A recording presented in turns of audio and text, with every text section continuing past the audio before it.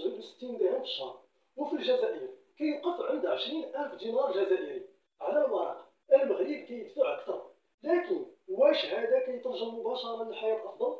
واش العامل المغربي فعلا عايش أحسن من العامل الجزائري؟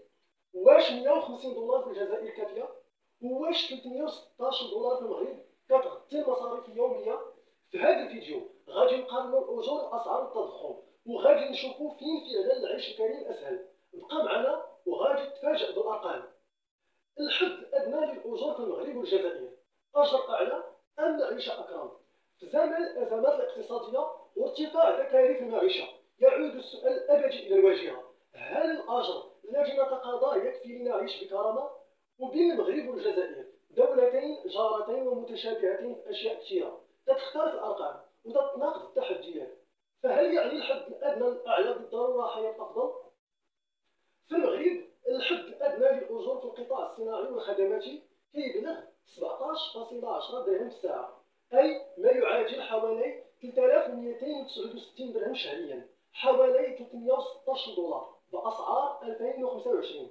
أما في الجزائر الحد الأدنى للأجور هو 20,000 دينار جزائري شهريا، أي ما يعادل تقريبا 150 إلى 160 دولار. من حيث القيمة الدولارية المغرب كيتفوق بأكثر من الضعف، لكن القصة لا تنتهي هنا.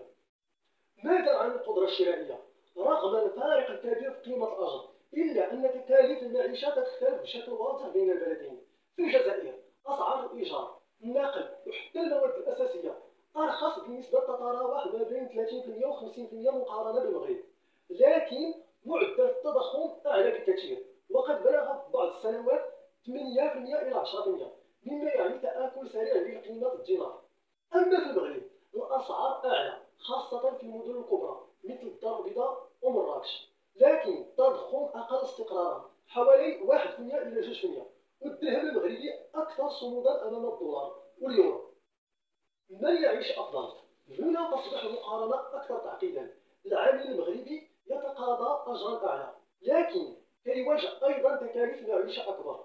العامل الجزائري يحصل على أجر أقل، لكن يمكنه تغطية احتياجاته الأساسية بتكلفة أقل ما لم يتتصاعد التضخم. بعبارة أخرى، المغربي كيكسب أكثر لكن كيصرف أكثر، لكن الجزائري كيصرف أقل لكن المدخرات تتآكل أسرع. العامل الحاسم السياسات لا الأرقام. الحد الأدنى للأجور لا يقاس فقط بالمبلغ، بل بمدى فعالية الحكومة في ضبط الأسعار، دعم الفئات الضعيفة وتوفير السكن والنقل والصحة والتعليم. ففي ظل غياب سياسة حماية اجتماعية قوية، كيظل الحد الأدنى للأجور مجرد رقم لا يمنع الفقر ولا يضمن حياة كريمة. رغم تشابه التحديات بين المغرب والجزائر، إلا أن الأرقام تظهر أن المغرب يتفوق في جوانب أساسية: حد أدنى للأجور أعلى، عملة أكثر استقرار، تضخم منخفض يحافظ على القدرة الشرائية، إصلاحات اقتصادية مستمرة لجلب الاستثمارات وتحسين جودة الحياة.